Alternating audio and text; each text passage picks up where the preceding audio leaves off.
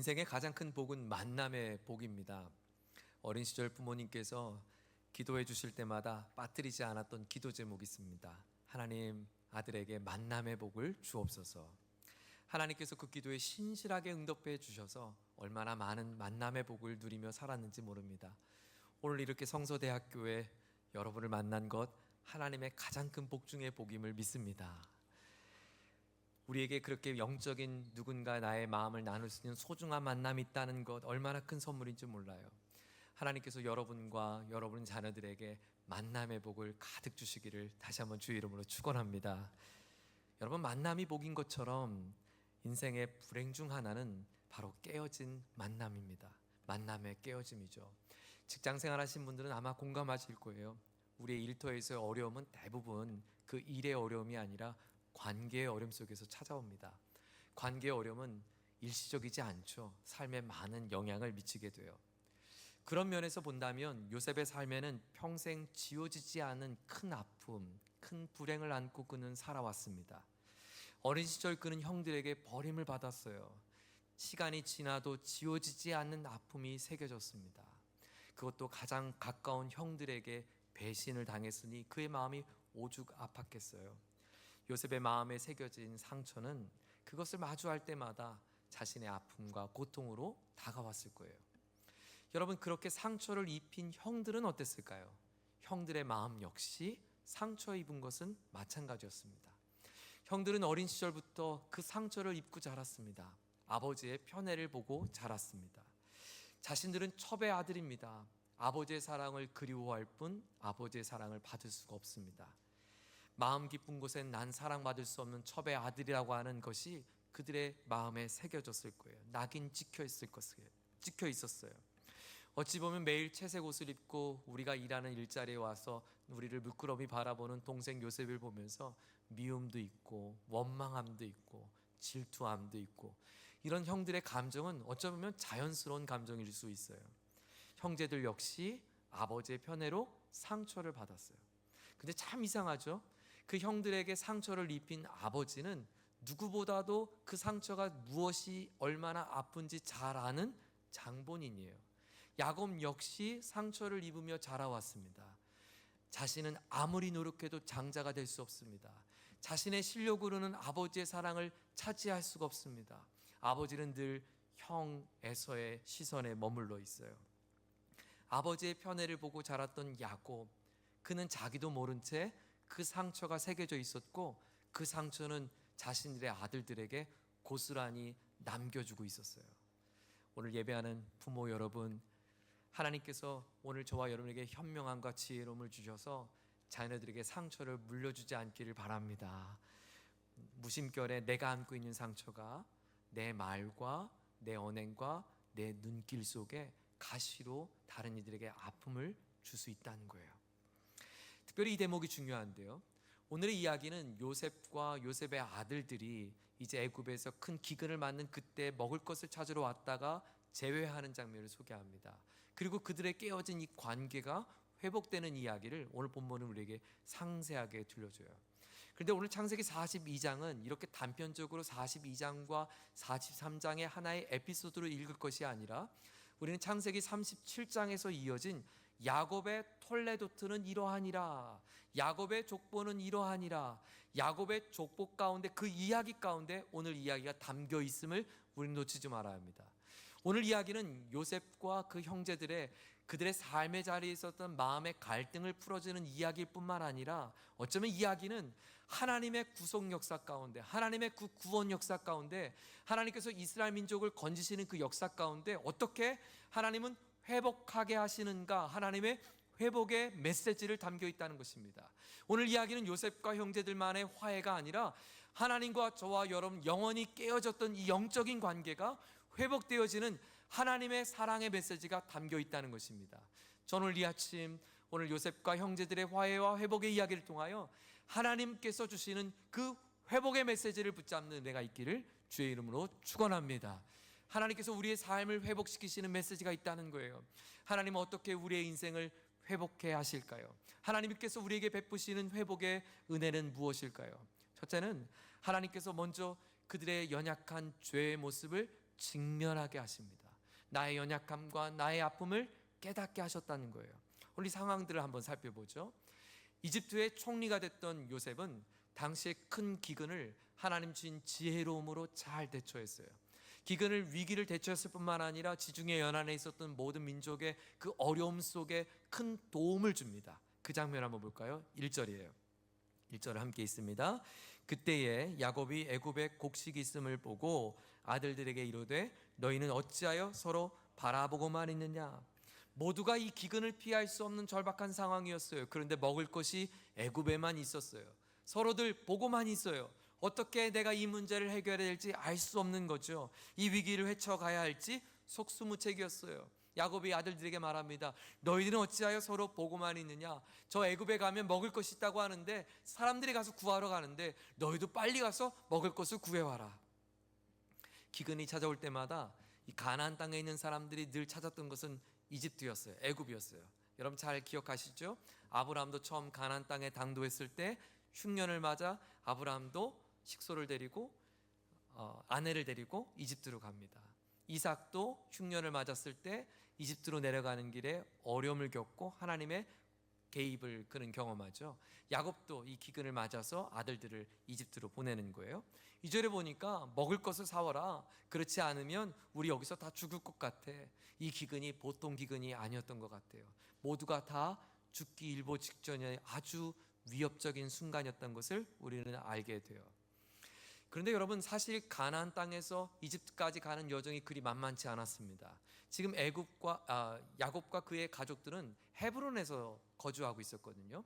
헤브론에서 이집트까지 가는 길은 무려 400km가 넘습니다. 400km를 넘어서서 70여 명이 되는 야곱의 식솔들의 많은 양식을 사온다는 것이 결코 만만치 않은 일이었어요. 야곱에겐 돈이 있었어요. 그러나 먹을 것이 없었죠. 그래서 아들들에게 보내서 10명의 아들들에게 먹을 것을 사오라고 말합니다. 야곱의 아들은 12이죠. 요셉이 이집트에 가 있으니까 11명을 보내야 되는데 누구를 안 보냈어요? 베냐민을 안 보냅니다. 라헬을 통해서 낳았던 아들이었으니까요. 라헬이 이 베냐민을 낳다가 난사를 당해서 죽지 않습니까? 너무 사랑했던 라헬이 낳았던 이 아들이 요셉도 그렇게 잃었는데 내가 이 아들마저 잃을까 두려워서 보내지 않았다는 거예요. 야곱은 바뀌지 않습니다. 편애하는 그 마음이 여전히 시간이 지나도 베냐민을 편애하고 있어요. 마침내 형제들이 애굽에 도착합니다. 이집트의 총리가 자신의 동생이라고는 꿈에도 생각하지 못했겠죠. 엎드려 절합니다. 여러분 요셉이 17살에 이집트로 갔고요. 그리고 그가 30살이 됐을 때 총리가 되었어요. 7년의 풍년을 지났어요. 그리고 7년의 흉년 중에 지금 2년째 흉년을 맞고 있어요. 그러면 요셉과 형들이 만난 이 재회는 22년 만에 이뤄진 일이에요. 22년 만에 형제들이 만났어요. 자, 그 장면 한번 볼까요? 6절입니다. 6절 시작. 때에 요셉이 나라의 총리로서 그 땅 모든 백성에게 곡식을 팔더니 요셉의 형들이 와서 그 앞에 땅에 엎드려 절하매. 내 눈앞에 22년 만에 형들을 본 요셉의 감정이 어땠을까요? 이 형들은 나를 죽이려고 했어요. 이 형들은 나를 은 20에 팔아버렸어요. 그 형들이 내 눈앞에 엎드려 있어요. 나를 못 알아봤죠. 나를 매정하게 팔아버린 형들을 바라봤던 요셉의 마음엔 배신, 상처, 분노, 원망, 복수의 마음이 차올랐을까요? 아니면 먹을 것을 잃어버리고 다 떨어진 채 400km를 그렇게 허덕이는 마음으로 갈급함으로 온 형들을 바라보았던 요셉의 마음에 연민이 찾아왔을까요? 국률의 마음이 찾아왔을까요? 안타까운 마음이 있었을까요? 요셉의 마음에는 두 가지 마음이 다 있었겠죠. 양감의 복잡한 감정들이 있습니다. 형들은 그런 복잡한 마음을 갖고 있는 요셉을 알아보지 못합니다. 상상할 수 없는 일이었으니까요. 상상도 못한 일이었으니까요. 하나님이 하신 일이었어요. 여러분 20여 년 전에 요셉의 꿈이 생각나십니까? 그 11별들이 내게 와서 절하는 그 꿈을 보았던 그 요셉의 꿈을 하나님이 성취하신 장면이에요. 요셉은 모른 척합니다. 그리고 당신들은 우리 땅에 온 정탐꾼이 아니냐고 몰아내세웁니다. 그러자 형들은 아니라고, 우리 먹을 거로 가져온 구하러 온 여행객에 불과하다라고 자신의 진실함을 말해요. 요셉은 당장 당신의 막내 동생을 데려오라고 호통을 칩니다. 그리고 형제들을 3일 동안 감옥에 가뒀어요. 자, 먹을 거를 구하러 오다가 정탐꾼으로 누명을 씌워서 3일간 감옥에 갇혀있는 형제들의 마음을 생각해 보세요. 무슨 생각을 들었을까요? 놀라운 일이 일어났습니다. 그 형제들은 그곳에서 억울하고 분통하고 화가 나야 되는데, 그들은 자신의 지난날 요셉 동생에게 해왔던 그 일이 생각납니다. 그리고 그들이 자신의 입으로 그 과거를 실토해요. 자, 21절인데요, 그 장면을 한번 보죠. 21절을 함께 있습니다. 시작. 그들이 서로 말하되 우리가 아우의 일로 말미암아 범죄하였도다. 그가 우리에게 애걸할 때 그 마음의 괴로움을 보고도 듣지 아니하였으므로 이 괴로움이 우리에게 임하도다. 우리가 범죄하였도다. 그 형제들은 지금까지 20여 년 동안 감춰왔던 이야기였습니다. 아마 그 집안의 금기였을 거예요. 요셉, 말도 꺼내지 마. 그 일은 그들이 숨기고 싶었던 일이었고 숨긴 일이었어요. 아버지에게 속인 일이었어요. 어쩌면 요셉의 형제들은 자신이 저질렀던 이 죄를 잊고 살았는지 몰라요. 아니, 잊고 싶었을 거예요. 하지만 시간이 지난다고 해도 그 죄가 사라진 것이 아니었어요. 내가 덮어두었지만 덮어진 것뿐이지 그것이 바뀐 것은 아니었어요. 자신들의 인생에 마음에 다가왔던 무거운 짐은 드러낸 것이 아니었어요. 해결된 것도 아니었어요. 그냥 20년 동안 잊고 있었을 뿐이에요. 사랑하는 여러분, 오늘 이 장면이 앞서 설명드린 것처럼 하나님께서 야곱의 가정을 회복시키시는, 이스라엘 민족을 건지시는 구원 역사 가운데 이 메시지를 읽어보자고 제가 제안드렸어요. 하나님께서 야곱과 그의 가정을 사랑하신 방법이에요. 하나님은 그 야곱과 그의 가정을 사랑하셨을 때 어떻게 사랑하셨는가? 그 기근 가운데 허기진 그들을 배를 채우고 굶주린 그들의 먹을 것을 주는 것, 그것도 사랑이지만 그보다 더 중요한 회복이 있었습니다. 그것은 영적인 회복이었습니다. 그들의 삶에 지워지지 않은 그 죄의 문제를 고침받는 것이었습니다. 그 죄의 문제를 씻어주는 것입니다. 용서해주는 일이었습니다. 하나님은 그 문제가 더 중요했다는 거예요. 서로의 삶에 침이 되었지만 해결되지 않았던 것, 잊고 싶었지만 잊을 수 없었던 것, 내 마음에 평생에 짓눌렀던 죄책감과 그 절망의 마음으로, 고통으로 아버지 얼굴을 볼 때마다, 아버지의 한숨소리를 들을 때마다, 아버지의 바뀌지 않는 베냐민의 사랑을 볼 때마다 그 요셉이 떠올랐을 것이고 자신들의 죄악을 떠올랐을 거예요. 20년 동안 요셉만 감옥에 갇힌 것이 아니라 형제들 역시 죄의 감옥 안에 갇혀 있었어요. 하나님은 요셉과 그의 형제들의 회복의 시작은 바로 그들의 죄를 들춰내는 것이었어요. 죄를 고발한 것이었어요. 그 죄를 직면한 것이었어요. 죄를 바라보는 것이었어요. 사랑하는 여러분, 우리의 인생의 회복의 시작은 하나님 앞에 죄의 뉘우침입니다. 회개입니다. 내 안에 감춘 죄와 나의 연약함을 하나님 앞에 토로해야 살 수 있습니다. 그래야 나음을 입을 수 있습니다. 그래야 고침받을 수 있습니다. 회개는 죄의 문제를 고백하는 것을 넘어서 하나님 앞에 새로운 삶을 시작하는 출발점이 됩니다. 사랑하는 교회 여러분, 오늘 여러분 하나님 앞에 덮어둔 죄는 무엇입니까? 여러분 안에 숨겨둔 죄는 무엇입니까? 숨기고 싶은 연약함은 무엇입니까? 부부간에 숨겨둔 그것은 무엇입니까? 자녀 앞에 말할 수 없는 숨겼던 그것은 무엇입니까? 하나님 앞에 감추고 살았던 그것은 무엇입니까?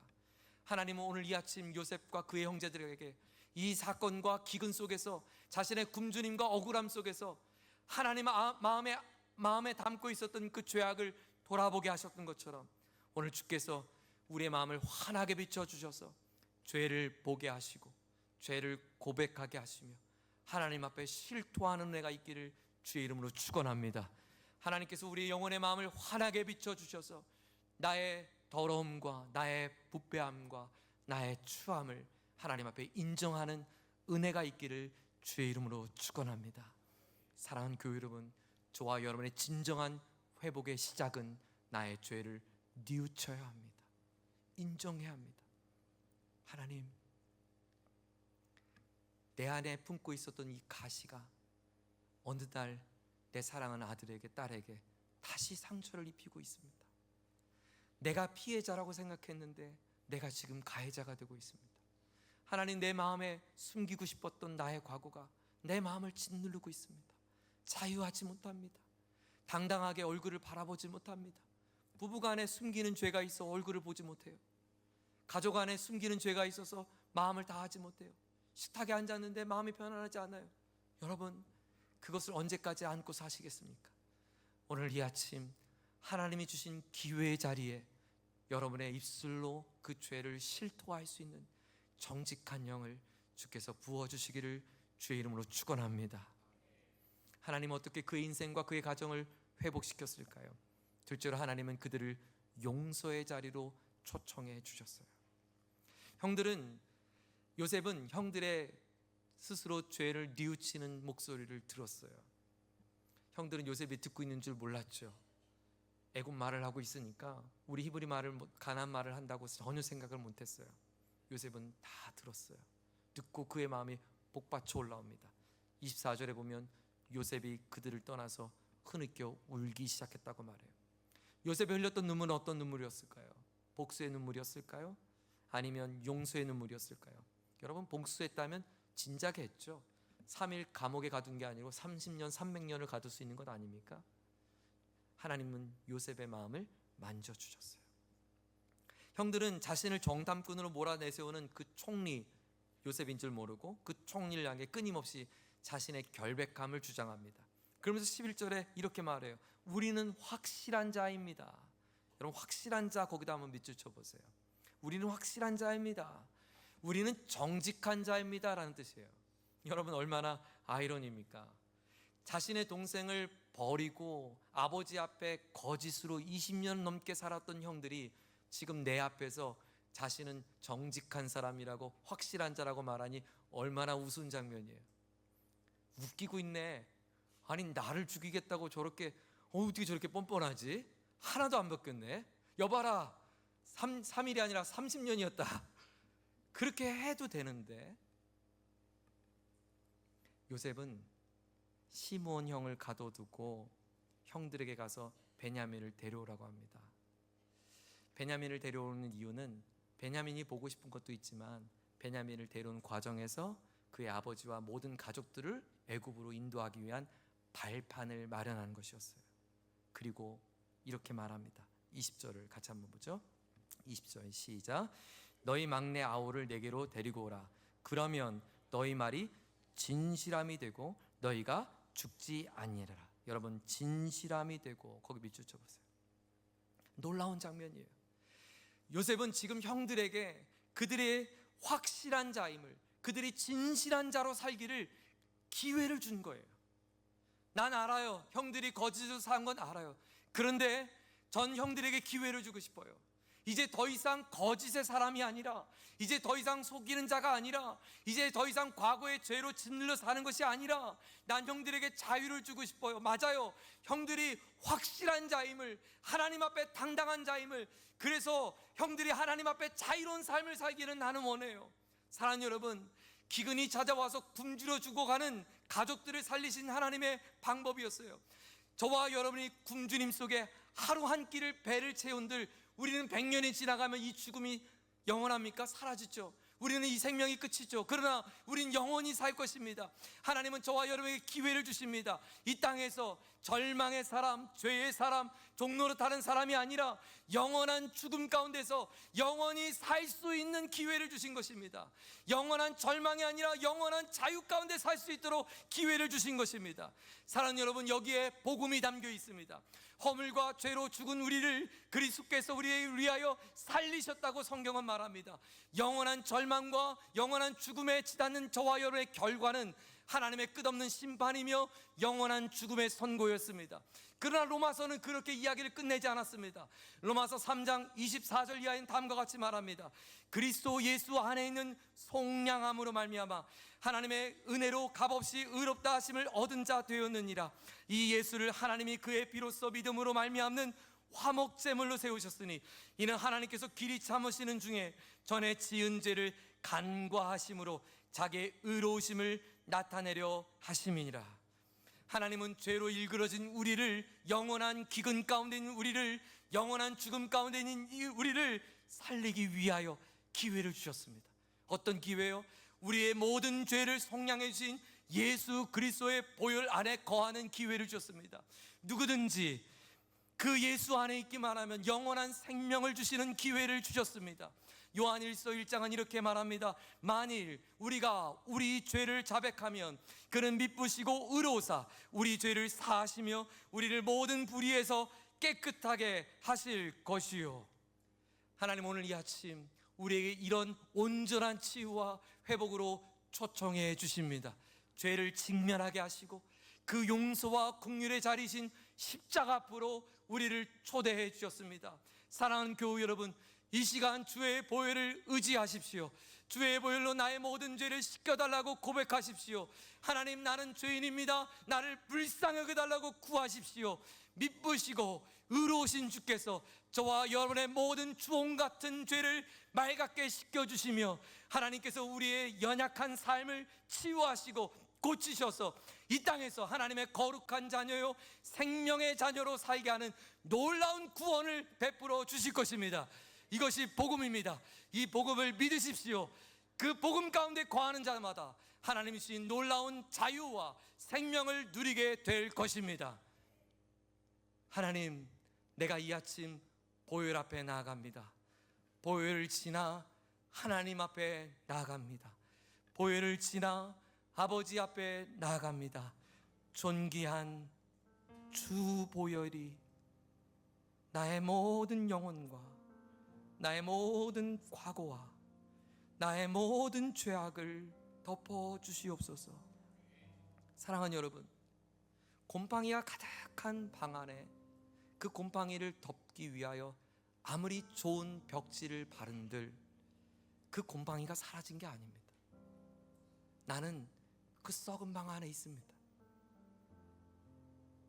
여러분이 오늘 곱게 차려입은 양복을 거치고 이 자리에 앉아 있다 해도 나의 죄를 솔직함으로 하나님 앞에 직면하지 아니하면 결코 내 안에 이 죄로부터 자유한 삶을 살 수 없습니다. 지금까지 그렇게 살아오셨잖아요. 속이는 자로, 당당하지 못하게, 부끄러움으로, 누군가 들춰진 나의 모습을 볼까 두려워하는 마음으로 언제까지 그렇게 사시겠어요? 언제까지 숨은 자로 사시겠어요? 언제까지 썩은 곰팡이 방 안에 있으시겠어요? 기근은 당장 먹을 것을 구해오지 않으면 우리 다 죽을 것 같아. 이 기근은 그들이 죽어가는 시간이 아니라 그 가정이 살아날 수 있는 기회였어요. 먹을 것을 찾아 애굽으로 건너갔던 그 길은 자신의 죽은 절망의 처지 가운데 한탄하는 안타까운 시간이 아니라 내 동생 요셉을 향하여 저주와 절망으로 그 인생을 비참하게 만든 내 영혼이 치유받을 수 있는 10명의 형들의 기회였어요. 신기하죠? 하나님은 야곱의 편애까지 사용하셨어요. 딱 10명의 형제들이 요셉을 팔았거든요. 그 딱 10명의 형제들이 못 본 채 했거든요. 기가 막히죠? 하나님은 실수가 없으세요. 완벽하게 그 10명이 온전한 하나님의 백성들, 약속의 땅에 들어가는 하나님의 귀한 선민이 되기 위하여 하나님은 그의 영적인 부패함부터 다뤄가기를 원하고 계세요. 저와 여러분의 인생의 가정이 쓰임받는 시작은 이 하나님 앞에 정직함과 정결함을 회복할 때입니다. 가족에게 용서를 구해야 할 일이 있다면 용서를 선포하십시오. 회개를 선포하십시오. 잘못을 인정하십시오. 용서를 구하십시오. 그리고 하나님 앞에 우리 기도하십시다. 하나님, 더 이상 괴물로 살고 싶지 않습니다. 감춰진 괴물로 살고 싶지 않습니다. 이 시간 주의 보혈로 우리를 덮어주셔서 다시 시작하게 하여 주옵소서. 다시 새살을 돋게 하여 주옵소서. 상처는, 아픔은 그 상처를 도려내고 환부를 의사 앞에 드러낼 때 수술받을 수 있고 치유받을 수 있습니다. 조금 어렵지만 두렵지만 오늘 이 찬양 부르시면서 여러분 마음속에 그런 부담감이 있다면, 여러분 마음속에 하나님 앞에 고백해야 될 마음이 있다면 잠잠히 고백하며 인정하십시오. 그리고 주님 앞에 우리의 마음을 토로하며 용서와 긍휼의 자리에 함께 나아가는 은혜가 있기를 원합니다. 우리 모두 함께 자리를 하시겠습니다. 보혈을 지나 하나님 품으로 한 걸음씩 나아갑니다. 우리 찬양 하나님 앞에 고백하며 올려드리겠습니다.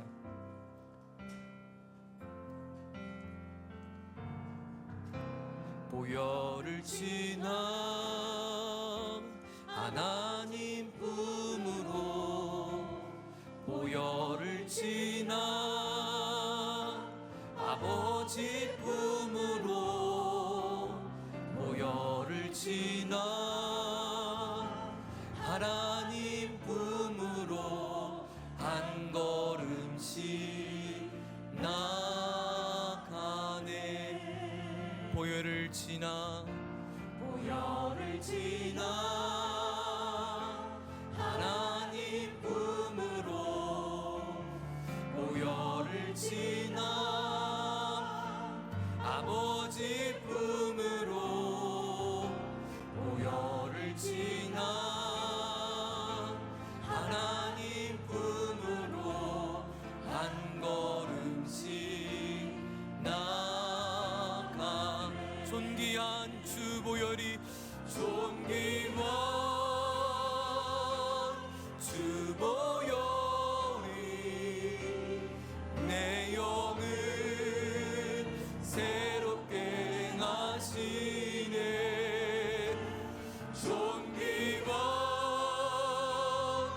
주 보혈이 내 영을 새롭게. 존귀한 주의 보혈이, 존귀한 주 보혈이 내 영을 새롭게 하신. 존귀한 주 보혈. 하나님 주의 보혈로 우리의 삶을 덮어달라고 우리 다시 한번 결단의 찬양 올려드리겠습니다. 존귀한 주님의 보혈이, 존귀한 주 보혈이 내 영을 새롭게 하시네. 존귀한 주 보혈이 내 영을 새롭게 하네. 하나님 아버지, 오늘 요셉과 그의 형제들의 회복의 시작, 바로 애통의 회개가 시작되었습니다. 하나님, 오늘 이 아침 가운데 주님 앞에 감추었던 나의 죄와 연약함을 하나님 앞에 토로하기 원합니다. 다시 출발하기 원합니다. 우리 연약한 죄를 들춰내게 하여 주시고 직면하게 하여 주시고, 부끄럽지만 하나님 앞에 고백하는 이 한 시간 하나님의 긍휼을 덧입게 하여 주시옵소서. 상처를 입히고 상처를 받으며 가시 돋았던 나의 삶의 자리를 회개합니다. 주님, 나를 용서하여 주시옵소서. 우리 주여 한번 부르짖고 합심하여 기도하겠습니다. 주여. 사랑의 하나님 아버지, 요셉과 형제들의 마음속에 오랫동안 담고 있었던 상처와 눈물들, 하나님께서 그 아픔들을 꺼내게 하시며 돌아보게 하시고 서로 직면하게 하시며 고백하게 하셨습니다. 눈물의 고백을 듣게 하시고 눈물로 용서를 선언하며 하나님 아버지 참회하며 자신의 죄악을 인정했습니다. 내가 범죄하였도다, 내가 범죄하였도다. 오랫동안 감추었던 나의 죄책감과 오해를 흐느꼈던 형제들의 마음을 위로하여 주시고, 하나님 오랫동안 감추었던 저들의 눈물을 위로하여 주시고, 하나님 저들의 죄악과 연약함 가운데 하나님 안멈췄던 그들의 마음을 불쌍하게 해주셔서 하나님의 위로와 하나님의 사랑과 하나님의 긍휼과 하나님의 자비를 하나님 다시 한번 경험할 수 있도록 도와주시옵소서. 우리 가정 가운데 용서를 구해야 될 것, 용서해야 될 것, 내 아픔에 화해를 해야 될 것, 내 안에 실도해야 될 것, 나의 아픔과 나의 뉘우침 하는 나의 연약함을 드러내는 것, 감춘 것으로 바뀔 수 없습니다. 하나님 치유하여 주시옵소서. 고쳐 주시옵소서. 덮어두는 것으로 나을 수 없습니다. 하나님은 감추는 것으로 해결될 수 없습니다. 직면하게 하여 주시고 하나님의 수술대 위에, 성령의 수술대 위에 서게 하여 주시옵소서. 하나님 아버지, 우리를 새롭게 하여 주옵소서. 요셉의 마음을 감동케 하신 하나님, 오늘 형들의 흐느끼는 목소리를 듣고 용서와 화해의 기회를 허락한 것처럼 하나님, 우리 사랑하는 교우들에게도 그런 너그러운 마음을 허락하여 주시옵소서. 가시도 닿던 우리의 상처난 모습, 상처 입혔던 모습을 인정합니다. 용서를 구합니다. 하나님, 잘못 살았습니다. 더 이상 감추며 살고 싶지 않습니다. 자유하고 싶습니다. 예수 그리스도의 보혈로 나를 덮어주셔서 하나님의 정결함을 입고 다시 한번 주님 앞에 깨끗함을 입고 하나님 용서함을 받으며 자유할 수 있도록 도와주시옵소서. 하나님, 덮어둔 죄가 당당하지 못한 인생을 만들었습니다. 떳떳하지 못하게 했습니다. 숨겼던 나의 부패함과 더러운 모습을 하나님, 부끄럽지만 용기 내어 회개하게 하여 주시고 용서를 구하게 하여 주시고 용서하게 하여 주셔서 하나님의 진정한 회복과 하나님의 용서하심을 경험하는 우리 모두가 되게 하여 주시옵소서. 하나님, 어쩌면 지금의 기근은 이 하나님의 회복의 기회일는지 모릅니다. 야곱의 가정 가운데 당장 먹을 것이 없어 애굽으로 내려갔던 그 길목은 그 가문을 살리시는 하나님의 귀한 손길이었습니다. 오늘 내게 일어나는 많은 아픔과 어려움은 어쩌면 우리 가정을 향한 하나님의 메시지가 있는지 모릅니다. 나에게 끊임없이 마음을 두드리고 계신 하나님의 음성인지 모릅니다. 주님, 오늘 잠잠히 그 하나님의 음성을 듣기 원합니다. 사랑하는 아버지들, 사랑하는 어머니들에게, 사랑하는 부모님들에게, 또 사랑하는 자녀들에게 이 하나님의 마음을 부어주셔서 오늘 하나님의 마음에 반응하며 주님 은혜 앞에 설 수 있는 저들이 되게 하여 주시옵소서. 그래서 다음 주 우리가 추수감사주일로 예배할 때는 나의 모든 죄를 씻김받은 자유함과 감사와 감격의 마음을 가지고 하나님, 주님이신 그 긍휼의 힘을 가지고 주님 앞에 믿음의 열매를 올려드리는 귀한 축제가 시작되게 하여 주시옵소서. 주 예수 그리스도의 크신 은혜와 하나님 아버지의 담없으신 사랑하심과 성령의 함께 하신 내가 우리의 인생에 더러웠던 부패했던 죄를 들춰내며 하나님 앞에 용서와 치유의 자리로 우리를 초청해 주셔서 그 십자가의 보혈을 의지하며 살 수 있는 놀라운 구원의 은혜를 주신 하나님을 바라보며 이 한 주간도 믿음으로 살기를 다짐하는 우리 모두에게 이제부터 영원까지 함께 하시기를 존귀하신 우리 주 예수님의 이름으로 간절히 축원하옵나이다. 아멘.